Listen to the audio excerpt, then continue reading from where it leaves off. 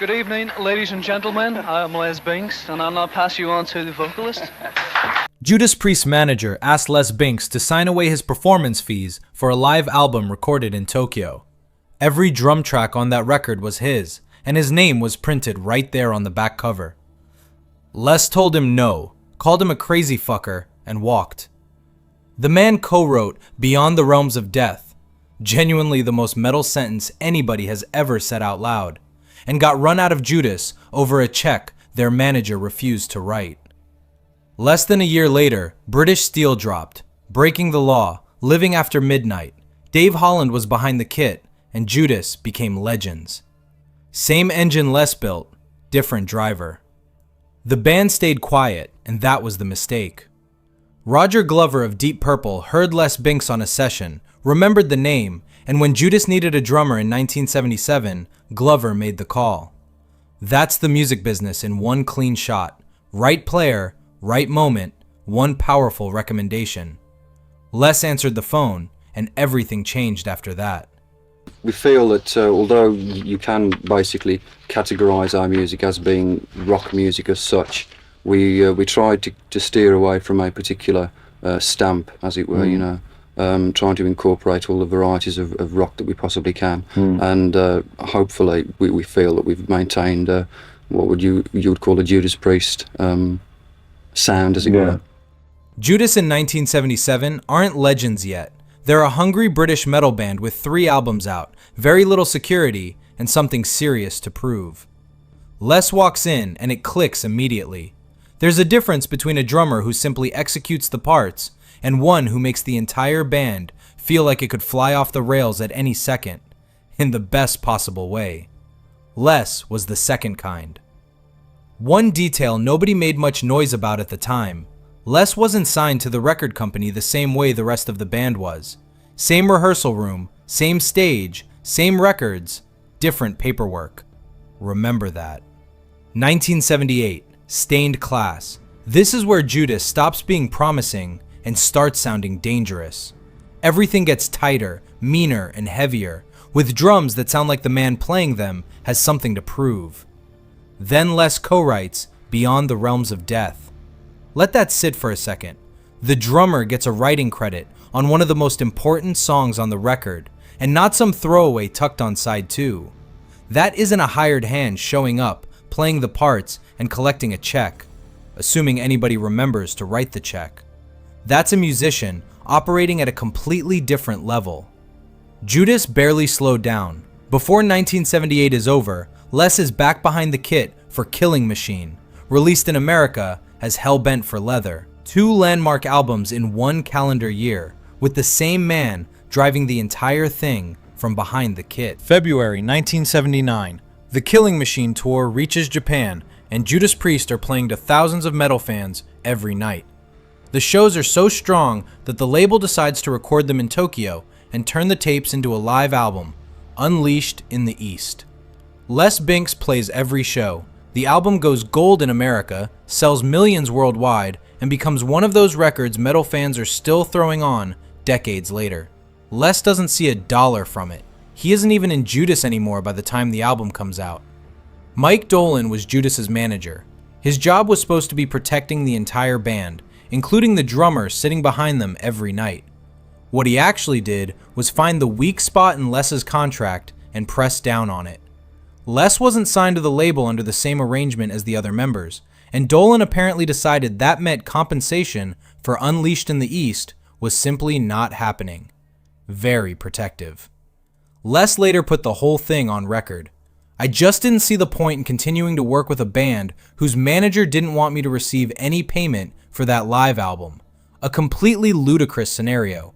It's a classic heavy metal live album, which I believe eventually went platinum, and he didn't want me to receive a penny for it. Then Les called him a crazy fucker. A fairly reasonable diagnosis. Les was clear about something else.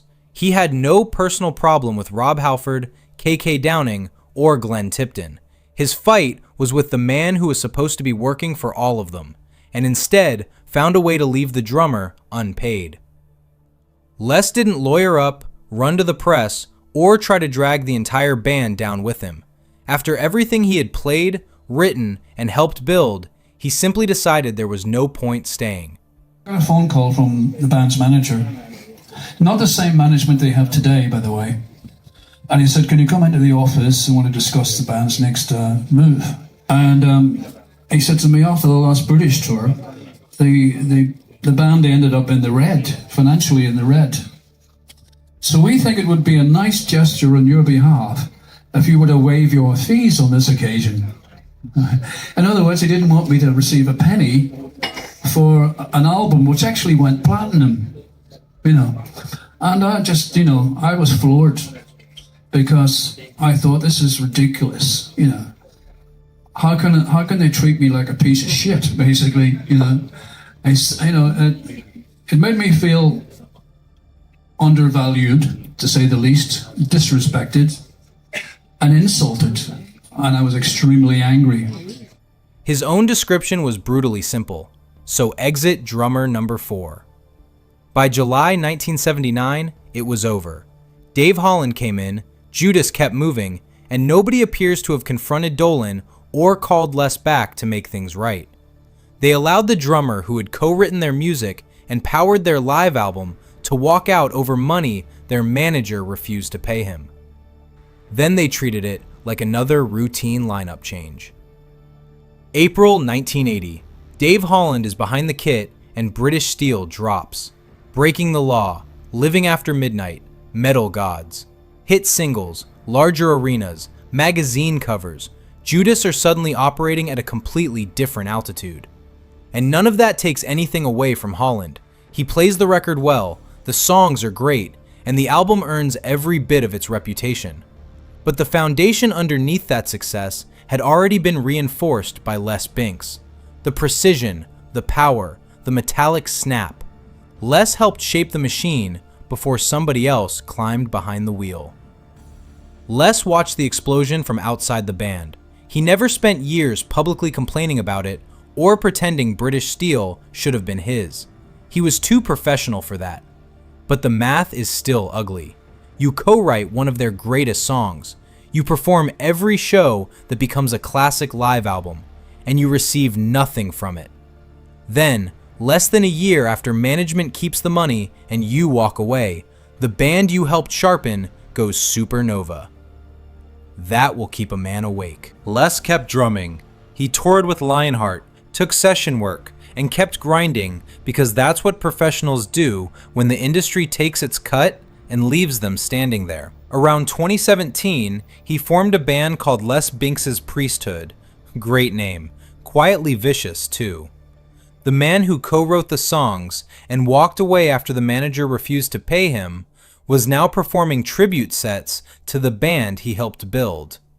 Except he wasn't covering somebody else's music. These were his drum parts.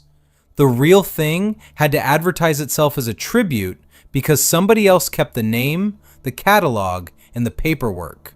When people found out that was who I was on drums, they got a lot of people asking for Priest stuff. Eventually I thought, well, if that's what they'd like, let's put something together. And initially it was just an idea for a one-off gig, It was for one night only. So I asked the guys that I had in mind if they'd like to do it, and they were keen to do it. 10 years after those Tokyo shows, the album Dolan, decided Les didn't deserve payment for, was sitting in the catalog as a certified heavy metal classic.